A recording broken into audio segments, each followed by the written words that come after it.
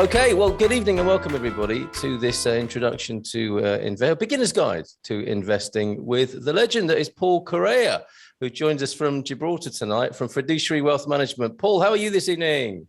Absolutely smashing. Thank you, Carl. Pleasure to be here.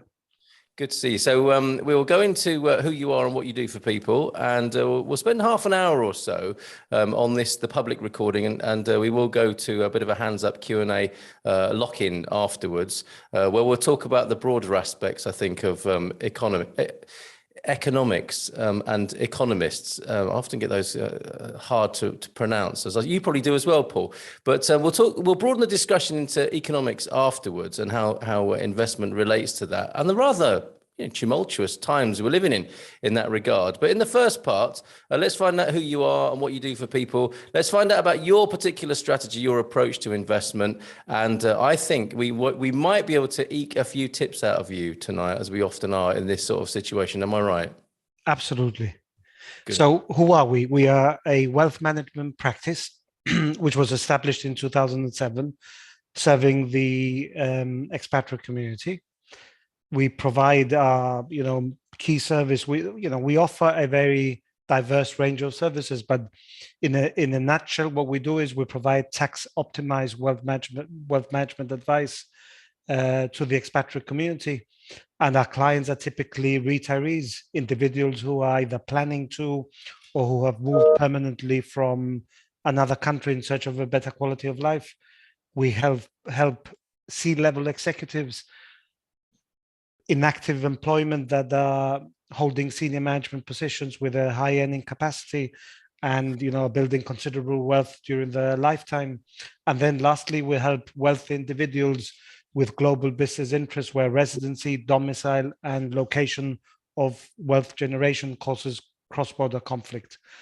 Just a bit of background of our links and ties. We are closely associated with the oldest law firm in Gibraltar called Isolas. It's the longest standing Band 1 law firm, and it was founded in 1892. So it has a long history. And then equally, we are proud of being admitted into a global accountancy network called MGI Worldwide. We are the member firm representing Gibraltar within this global network of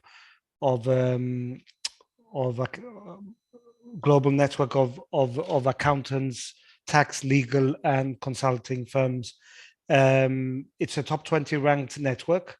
So I think it's currently ranked at 16th, and it has 10,000 professionals in 380 locations, 100 countries, and it drives close to 1 trillion in revenue. Sorry, I should say that again.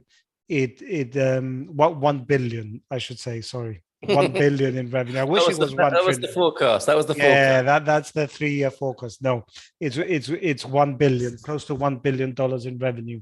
So we've got legal roots and accountancy roots, but essentially our business is all about relocating individuals, tax optimization, investment management, retirement planning, cross-border financial planning. Most of our clients, not all of them, but most of them are Brits. Okay, excellent. Thank you very much. And we should add tonight, we're not giving financial advice. We're talking about investment rather than giving specific tips. Always check with a financial expert before you make decisions and part with your money. But it should prove to be an interesting discussion nonetheless. Now, a lot of people want to make money fast with this. I guess you get that all the time, Paul. The impatience that people have two things, I suppose, and they might be contradictory. To have their money very safe and to make a stack at the same time. Now, I know you're not a short-termist. Tell us about your strategy. Well, that's a very good point to raise. I mean, you're absolutely right. I think everyone has most investors are risk averse, but with high return expectations, and we get it all the time, and we've had it particularly the last 3 or 4 months. Even our own clients, with what's happening to precious metals and it's not going up. Well, it doesn't go up in a straight line. You have to have a long-term mindset. You have to have a tolerance to risk. You have to take a bit of risk or endure a bit of short-term pain to make a long-term gain. It just works like that, and if you haven't got the the ability to endure that pain, then you should be in cash. It's as simple as that. There's no two ways around it. But look, our strategy is always the same. We are macro economists. We look at the economy. We look at markets from a macroeconomic perspective. And as we were discussing before we went live on the program, particularly in this market, which is highly manipulated, I think, there's a big divergence between economics and economies and financial markets. They are completely diverged. And, I don't see that changing so long as there's all this quantitative easing and, interest rates suppressed at zero and so forth. So no, we always take a macroeconomic view and we look at assets and we value them relative to history. In fact, I've got a report here that, it's on precious metals, which is a 20-page research note, which I'm happy, once it's proofread and ready to go, I'm happy to share with people if they send their email addresses and their details. We can share that information. And Excellent. Look, there's interesting bits. For example, I'll give you one example, which I have here with me. I'm going back to 1970. This is a 50-year graph, and it shows the level of the US money supply as measured by M2 is one of the measures of money supply, and then the price of gold, because historically, over time, there's always peaks and troughs. There's always periods where it overshoots or undershoots, but historically, there's always been a strong correlation, and inevitably they go back to the mean. Yeah. Sorry, I haven't got it here in front of me, but basically what it is, we're looking at the money supply now, and it's grown so much in the US recently that the gold price should be at 2,500 based on the amount of money in circulation in the US economy. 2,500, and as you know, is just breaking as we speak the 1,800 barrier. Yeah. So there's still a long way to go, and we're very patient. And remember, the price of the underlying commodity might be, 30-40% down on its fair value, but the gold miners are always a leverage on the underlying price of the commodity being gold. So and sometimes it's twice, if it's a senior or mid-tier gold miner, or if it's a junior miner where it carries more risk, it's 3-4 times leverage. So if I'm saying that the gold is 40% undervalued, the miners have potential to go up 120%. But we have to be patient. And then silver is even more volatile than junior miners. So the potential is enormous. But we have to wait. We've seen, and I say it in the report, we've seen what we've seen recently is gold completely out of favor. We've seen a sharp sell-off in recent months because the Federal Reserve, there's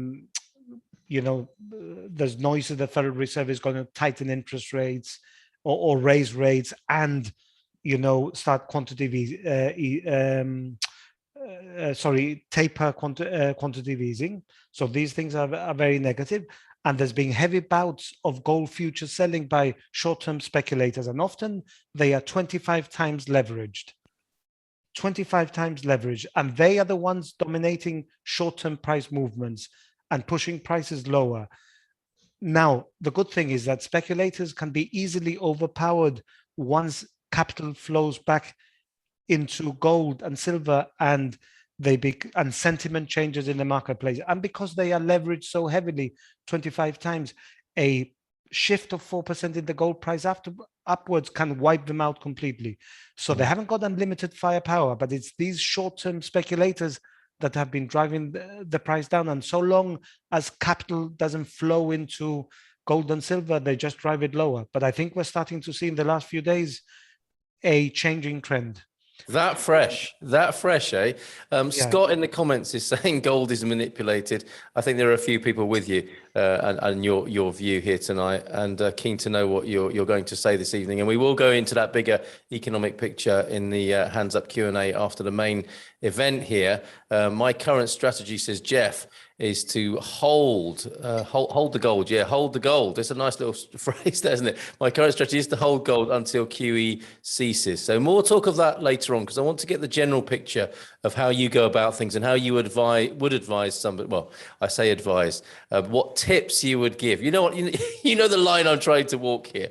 We're talking about the beginner's guide to investment for expats, and we're giving some tips on what people might look out for, what they might be aware of. What else can you say then? We talked about the long-term view there, Paul, and how important that is. And this is not a discussion tonight about short-term gains. You can go elsewhere for that sort of thing. Yours is a longer-term strategy. What else are you saying to the expat investor who wants to try their arm at this? Sorry, just a second. I was trying to access the report unsuccessfully. The incoming gold prices, I suspect. Yeah, well, what we tell investors is what we're telling them, have a long-term mindset, remain calm, remain positive, look at the bigger picture, have a bit of faith that we buy assets which are undervalued, because you can follow the herd or you can take a different road, yeah? And the herd is normally driven by greed. And, and when prices go down, fear takes over. And, if you look at, as I said, gold and silver, it is so undervalued relative to the US money supply, which, whatever they say, look, even if they are to taper quantitative easing, which they say they might start in November, December at a rate of 15 billion a month, and they stick to that timeline, which ends in June 2022. Even if they do that, that would be another $660 billion of quantitative easing into the monetary system. And trust me, I am still not convinced that they can taper and raise rates at the same time. In fact, I am very convinced, because the Fed is sadly trapped, like most central banks, between two evils, inflation and deflation, and they can't address both things simultaneously. So they are mutually exclusive objectives. And, the central banks have, one goal. Their mandate is stable prices and full employment. That's what they employ. But in this market where they've had to tamper, with the natural laws, I think we spoke about it yesterday during our radio show. You tamper with natural laws and then you don't know what the consequences are. The fact is, the law of gravity, the apple falls down on the ground, right? You start tampering with natural laws and then the outcome is unknown. And what we have now, which is hyperinflation, because, we talk about, and again, on the report I'm mentioning, we talk about, let me just cover that ground because it's quite interesting. I think your viewers will. Well, Scott is saying, yeah, agree. The Fed is trapped. They can't raise rates and they can't stop buying T-bills. It's stagflation, says Jeff. Says absolutely. A few people who know what they're talking about here. I would go on. Sorry, I agree with Jeff entirely. I think, and I was going to get to that. I think what we're facing is stagflation, low growth, and hyperinflation. And I'll tell you something which in support of what Jeff is saying there, is that, we had inflation data coming out of the US yesterday, inflation consumer price index at 5.4%. Its fastest pace since 1991.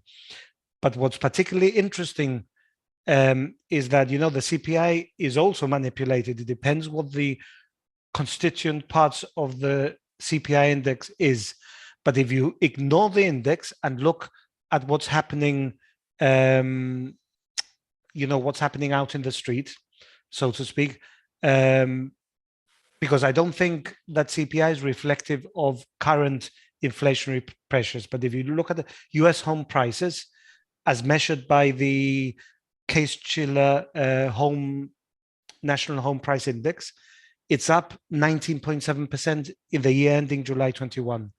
And then if you look at, and that's the highest annual increase since the index was launched in 1987. If you look at apartment rents, they are up 11.5%. We've got fuel costs, which are through the roof. Let's not forget that, oil was bottomed out in May 2020 at $11 a barrel. and it's $80 a barrel today. And by the end of the winter, I wouldn't be surprised if it breaks through 100. That is hugely inflationary.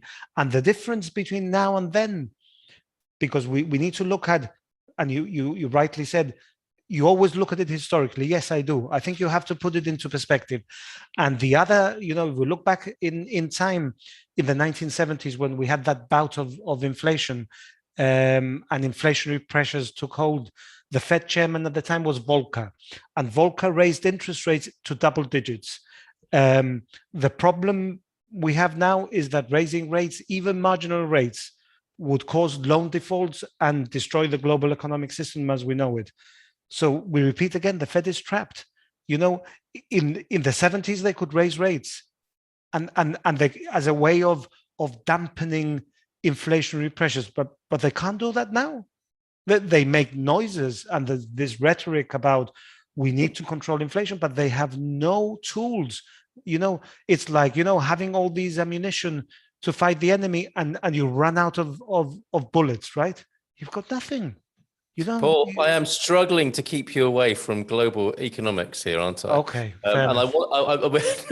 It's a fascinating subject, and I think everybody does want to go there, and we will for sure. John, thank you for your comments, and Paula as well. We'll open that up because a lot of these things you're saying, I think you should come onto the microphone in the Q&A part and actually speak these because they're quite technical, and I think we're going to have a fascinating discussion afterwards. But I do want to bring you back to, given the picture you described there, somebody who wants to protect themselves, who wants to be an investor, what chance do they have against such forces? Well, you have to buy hard assets, and hard assets are, property and crypto. I don't believe in crypto. I'm very vocal about that. Hold on a minute. What you suggest people go into it, but you're not a fan yourself? No. I'm not saying. I'm saying that some people would advocate going to real assets like crypto. Yeah. I'm very vocal of the fact that I don't believe in that, but many people do. But okay. I would buy hard assets. The basis of which you are supportive is that it's a hard. Well, is it a hard asset? Well, it's deemed in this environment a hard asset. Okay, all right. But I would buy real estate, and I would buy gold and silver, and I would buy the miners. I really would, because I think that's what is going to hold its value, and it was going to rally. Is just a question of time. I've got another graph which I'll share or I'll cover at some point when we start the Q&A, which is quite interesting. All right. So would you agree with, Jeff is saying here, good evening to you, Jeff, by the way, borrow as much as possible at the lowest interest rates, which are available at the moment, right? And then buy the assets you're talking about. Would you see that as a useful strategy? I think so. You're leveraging yourself, and you have to have the capacity to endure short-term loss. And I'm not suggesting, please, that you should do that. But I'm saying for those who take a long-term view and have a higher risk appetite, absolutely, I agree with Jeff 100%. Yeah. Okay, there are a few people on the same page here. John is saying crypto for some is an alternative to gold. So I think that's on a similar wavelength to you. Paul has it right, says Scott, inflation means buying assets and commodities. So for the record, and I'm surprised you were the first person to mention crypto tonight, because usually it's somebody else in the chat, isn't it, who comes in with crypto. What are your reservations about it? Well, my reservations are what I've always said. Firstly, it's an unregulated market. I've had, I keep hearing that people, if you lose, because no one knows who started Bitcoin, for instance, you lose your password and you lose access to your money, right? Yeah. It's unregulated. It's used for money laundering. We know that. I think taxation is another one. Regulators are starting to ban crypto or regulate it. And those are some of my concerns, that it hasn't got an intrinsic value like, gold or silver. And we know that central banks and most of the advanced economies are keen to launch their own digital currency to compete with crypto. At some point, something will happen. Something will crack. Okay. So I'd rather not go into crypto, but that's a personal view and a view that is not shared by everyone. No, understood. And that's the nature of investment, isn't it? We know that very well. I think the governments are going to do what Paul has just said, says Jeff, I think, about crypto there. And John, what do you make of this comment, Paul? One must decide, is one a trader or an investor? Both very different, need a completely different approach to investing. Are you with that? Oh, I love that question. Who said That's John. That's John Bromwich. Your friend John Bromwich in the chat, or your new friend John Bromwich. Okay, no, John. Well, I couldn't agree with you more, and I keep having those discussions internally within the business and our clients and so on. We're not traders that we trade in a nanosecond. I've been told, but you can trade in a nanosecond. That's not our business. We are not traders. We take, based on fundamentals, we take a long-term position, with that long-term mindset, but we're not into buying and selling. The ones that are buying and selling are the ones I referred to earlier, those that those individuals that have pushed the price of gold and silver lower during the last 3 to 6 months, because they are 25 times leveraged. They are short-term speculators using gold futures, selling gold futures to drive the price. Those are traders. I'm not a trader. Okay. I'm a long-term investor. So excellent point by John. I wholeheartedly agree with his analysis. All right. Well, let's go into some of those things we might watch out for now, which people really appreciate about you, I think. And we've done this a few times now, and it's caused me to do a little bit of investing via my Revolut app. And it's on these occasions when I call it onto my phone and see what's going on there. Not looking brilliant at the moment, but I'm consoling myself with the long-term view that we've been speaking about tonight. So long-term, oh yes, Kevin Slater, just want to squeeze this into the conversation. One of the major advantages of Bitcoin is that it's not regulated. That's a fair point, isn't it? For the time being anyway, that has its advantages. For the time being, absolutely. For the time being, for sure. And I have to say, Portugal, especially advantageous as a place, it would seem to be a crypto sort of person. There is a legal expertise here. And at the moment, as I understand it, check for yourself, of course, capital gains through crypto are not currently taxed here in Portugal. That's a picture that will be changing all the time. But it does look like a lot of crypto-minded people are flocking towards Portugal for those reasons. Okay, so long-term, not trading, but investing. Hard assets, Paul. This is the picture we're creating. This is the mindset you want people to have, I think, if they are the expats who are thinking about. I think, look, absolutely. I think if we look back in time at similar periods, history tells us that we're very early in a bull market, that there's still some years to run. Look, there's been 4 or 5 gold bull markets in the last century, or the last century. First one was 1930 to 1934, and in the space of 50 months, the price of gold increased 400%. Mm-hmm. Take a note of this. The second one was the one when Volcker was chairman of the Federal Reserve. And again, the price of gold went up 400%. The third one was 76 to 1980. Again, price of gold went up quite significantly, about 400%. Then we've had 2 other gold bull markets. One which was 2000 to 2011, which ended in 2011. And that one was of a longer duration. That one lasted 130 months. That was almost, a 10-year bull market, 11-year bull market. And in that one, we saw the price of gold increase 600%. This one is still an early bull market. It's already run 60 months, 5 years, and it's only increased in price by 100%. Mm-hmm. So take a note of this. We're still early in the bull market. It's only gone up 100%. So if history is anything to go by in the last 100 years, anywhere between 400% and 600% is what we should expect. I think because of the amount of quantitative easing and suppression of interest rates and all the manipulation and helicopter money and so on, I think this is going to be an even greater bull market than we've seen in the past. I think it'll exceed the one from 2000 to 2012. So really? We're very, very early in. We have to be patient, but those who take the long-term mindset will benefit from having that, that ability to hold fire and just endure the volatility and take that view. Well, what an interesting conversation we might be having on a beach in Portugal in 15 years from now. With those who may have made certain decisions tonight based on what's being said. So let's go specifically then. I mean, you're talking about hard assets. Principally, we're talking a lot about gold tonight. And I think investors who are seasoned investors and know about these things say, yeah, buy gold. But to somebody who's new to that, how do you actually do that, Paul? How does somebody who doesn't know how to do these things actually get hold of some gold and invest in that way? Well, you can buy gold through a bank. You know, and you can, you can buy gold bullion and have it in a vault, Yes. which is, what very mega rich individuals do. I think Like most of us, we've seen it in the movies. like we've seen in the movies. I think most people now will buy an ETF, an exchange traded fund, which tracks the price of gold or silver, and just holds the assets as if it was a mutual fund. That's one option. The second possibility is that you buy the gold miners, which are a leverage on gold, or the silver miners, which have more volatility, but 3-4 times.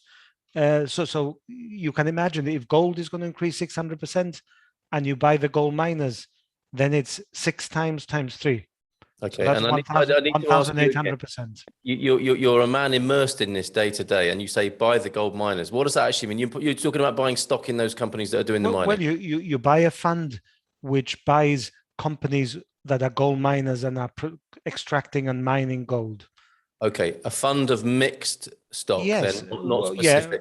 Yeah, no, a fund that invests purely in companies that mine and produce gold, and silver, for that matter. Yes.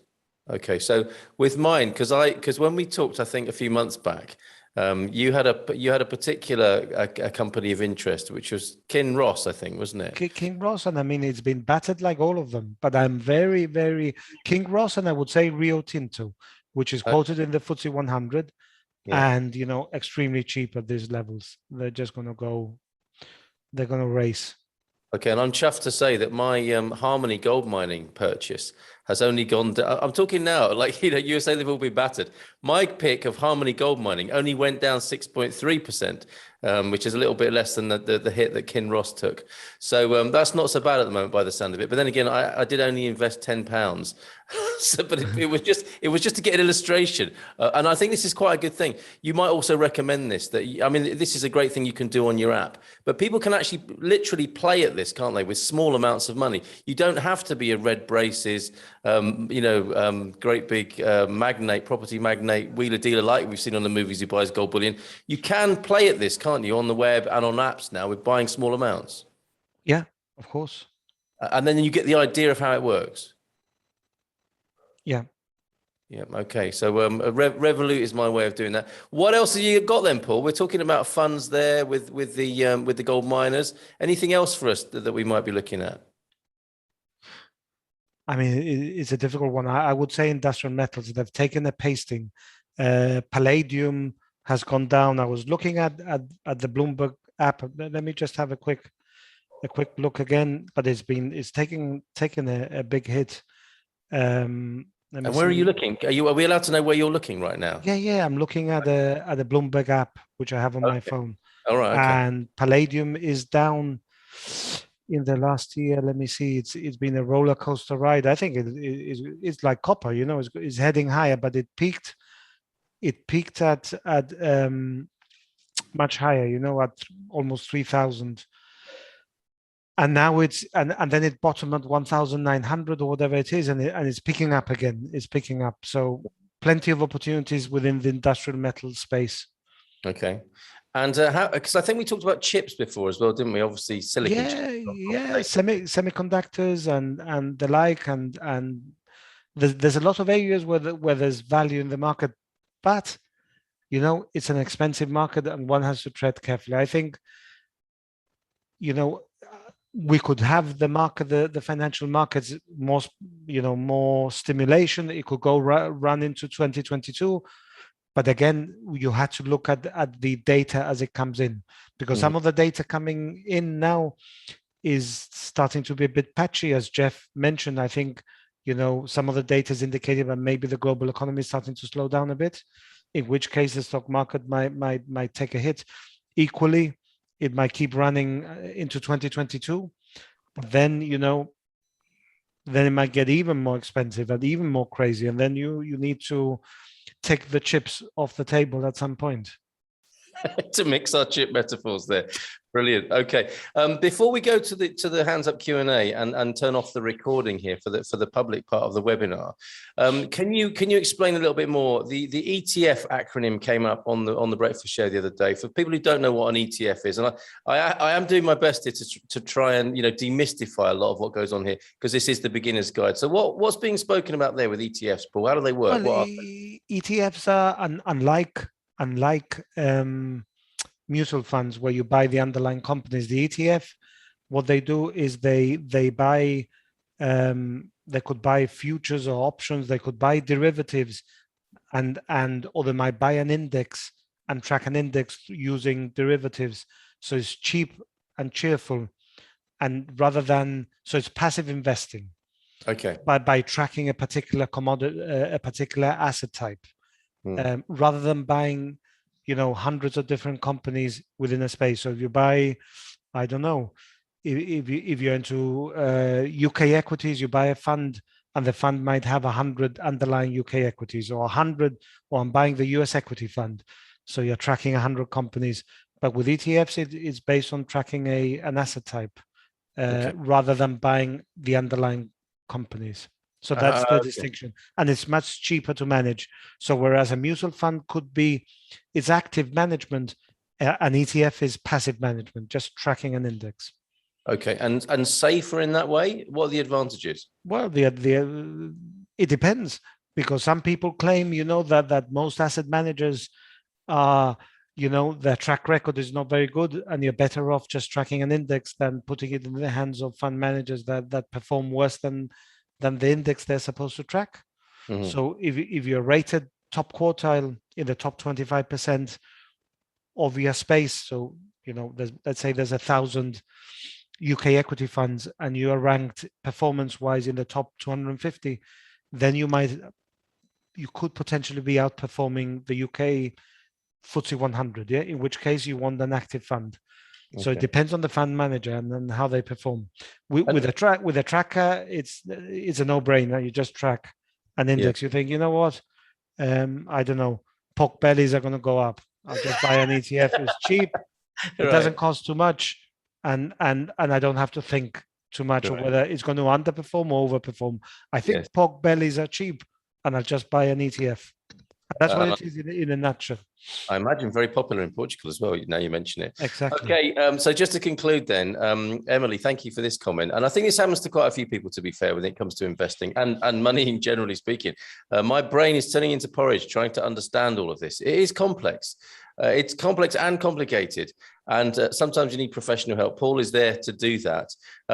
It's a really simple advice you can give to someone like Emily, and a lot of other people, it has to be said, who think to themselves, I know, I'm going to look into this, and then their brain does go to porridge. Is it just for a certain kind of mindset, Paul, do you think?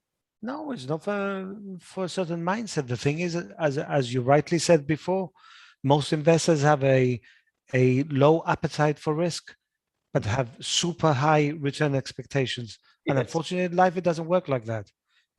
Risk and reward go hand in hand. They are married together. So low risk, low returns, high risk, high returns, and you just have to be patient. So if someone has that long-term mindset and say, these are long-term investments for my retirement, or I can put it to one side, then it's a great time to invest. But you need to know what you're investing in, and to know the context and the reasons. For instance, if one of your listeners were to tell me what is the rationale and the argument for buying precious metals, I would tell you 6 things. I would tell you raging inflation. I would tell you easy money, because they're pumping money into the system. I would tell you negative real interest rates across the entire US yield curve, because you've got inflation at 5. And US Treasury is paying anywhere between 1.3 and 2. Yeah. So in real terms, your money is being eroded by inflation. The national debt of most countries, including the US, is growing by the hour. the monetary base is being expanded. If I look at the technical outlook, it looks increasingly bullish to me, and then if you look at the fundamentals of most of the miners, they've got pristine balance sheets, and they're making a lot of money. They're repaying their debt very quickly. So there's fundamental reasons why we're buying. We're not just waking up one morning and say, you know what, I think this is a great investment. I think there's a lot of research and rationale that goes behind it. Yes, things can change very quickly in the market, but I'd rather be buying something which is already cheap, even if the variables change and the outlook changes. But you know, the balance, you invest on the balance of probability, right? And if you factor everything in, you can say, okay, the balance of probability, you know, it's 95% in my favor. You know, it's the same way when you go into a casino and you play cards, you know you're going to lose. And the guy knows is, you know, on a 99% probability is going to win, right? And that's what we try and do, and reduce that risk by taking that long-term view. Yeah.